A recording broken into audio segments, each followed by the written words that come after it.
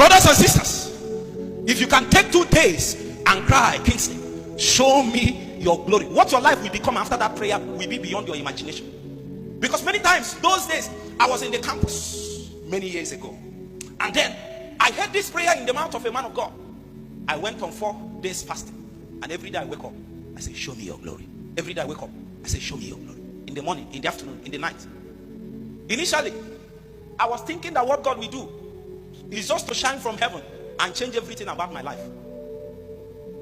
When I began to cry, show me your glory, the first thing that God does is to put you on a path that if you walk it, the only thing that will remain is the end of your cry.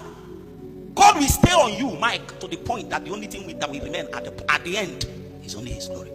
Both the glory that has been worked into you and the glory that he has obtained from your life.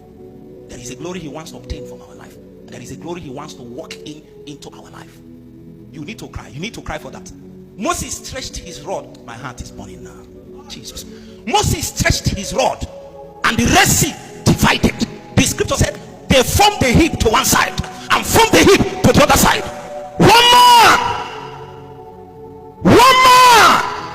One man was greater than the nation. Moses came to a point. God told him, come to one side. Let me kill all these children of Israel and raise another nation from you. So that man is so torn in the spirit that is greater than 6 million men. One man. That's the stature and the rank he had with God in the spirit. When the children of Israel spake, I think in the book of Psalms, he said, I bore you on angels' wings. I bore you on the wings of the eagle.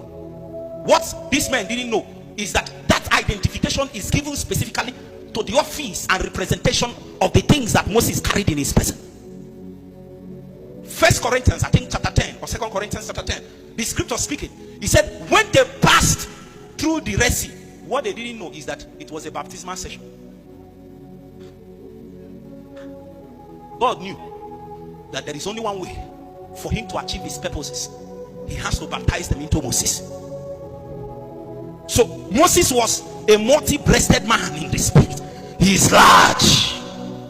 The things he had with God had a capacity to carry 6 million people when the earth was few. At one time he carried it. Even the laborers were few. God said, come here, let me take of your spirit and dispense it into 72 places. When they did it, I thought what was on Moses will reduce. It was still the same measure. It was so much that even 2 people that were not in the camp were affected. Some of them were following online. It's still the same thing.